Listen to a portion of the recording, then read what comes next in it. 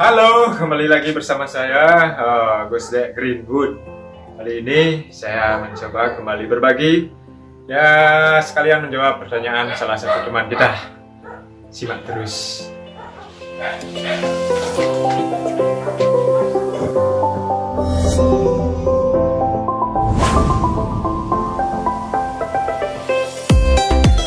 Ada pertanyaan,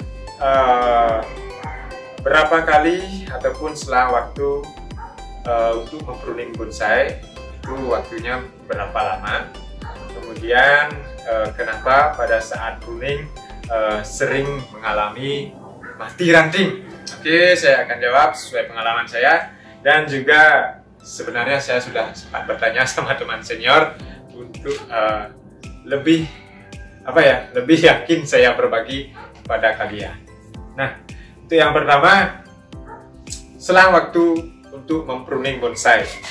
Sebenarnya menurut saya tergantung kondisi dari bahan ataupun bonsai kita sebenarnya. Kalau memang bonsai kita masih bahan dan perlu proses pruning yang perlu proses wiring yang lebih banyak. Jadi pada saat mau wiring biasanya saya juga melakukan pruning. Dan selain itu satu lagi yaitu pada saat daun-daun dari bonsai saya banyak ada hamanya. Salah satu caranya saya juga mempruning untuk menghilangkan hamanya. Nah, untuk bonsai yang memang sudah lumayan enak dipandang, menurut saya kita pruning, kalau saya sih 3 bulan sekali ya. 3 bulan sekali saya pruning dengan tujuan untuk meregenerasi daun pada bahan bonsai.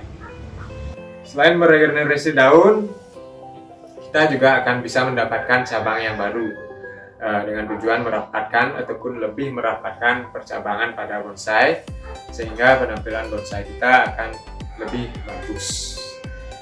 Nah, untuk tujuan pruning itu sendiri sudah pernah saya buatkan videonya ya.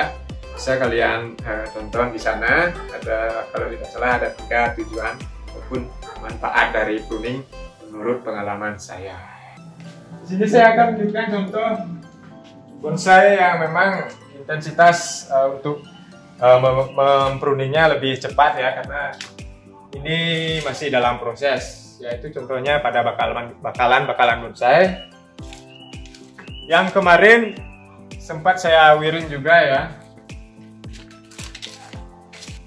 Ini adalah bougainville saya, bougainville lokal, dan seperti inilah progresnya setelah saya wiring waktu di video saya sebelumnya. Sudah ada cabang-cabang baru di sini, dan yang ini kemarin masih kecil, sekarang sudah lumayan besar. Dan memang atau menurut saya sudah bisa diwiring ya. Nah, pada saat wiring saya akan otomatis menghabiskan semua daunnya untuk memudahkan saya mewiring bonsai bougainville saya ini. Nah, itulah kenapa saya bilang tadi untuk mempruning bonsai tergantung situasi dan kondisi pada bahan ataupun bakalan bonsai kita ya. Kalau memang masih proses, dia akan lebih cepat kita melakukan pruning bonsai.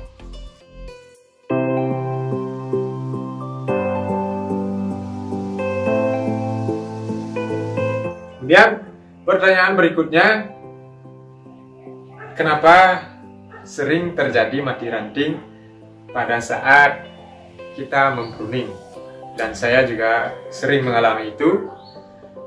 Dan kebetulan juga saya, untuk meyakinkan diri, saya sempat bertanya juga ya sama teman senior saya.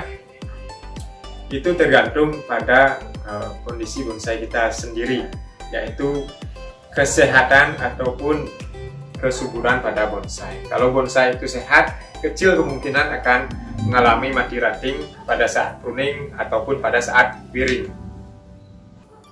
Nah, bagaimana untuk ciri-ciri pohon yang sehat itu? Yaitu tergantung media tanam yang kita pakai. Sudah jelas kita harus secara berkala mengganti media agar dia ataupun nutrisinya tetap terjaga, dan juga pemupukan yang pemupukan yang ya seimbang lah. Artinya pada saat ganti media tambahkan pupuk pupuk sedikit, baik itu pupuk kandang ataupun pupuk yang lain. Untuk ciri-ciri yang lain untuk bonsai yang sehat adalah pada batang bonsai tidak terdapat jamur, dan juga pada cabang tidak terdapat jamur ataupun terdapat hama-hama yang bisa merugikan tanaman bonsai kita. Dan di sini juga bonsai-bonsai saya juga kurang sehat sebenarnya, karena penggantian medianya mungkin karena ya sedikit lupa lah, sedikit menyepelekan, tapi ya itu memang risiko kita. Jadi kalau ada mati ranting ya saya harus ganti lagi pada saat dia mulai tumbuh tunas-tunas baru. Ini ada contohnya. Ini adalah ranting bonsai loa saya.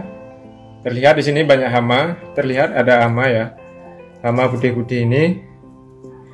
Dan ini juga dia masih hijau sih, tapi dia akan mati saya yakin ya, karena ada hamanya.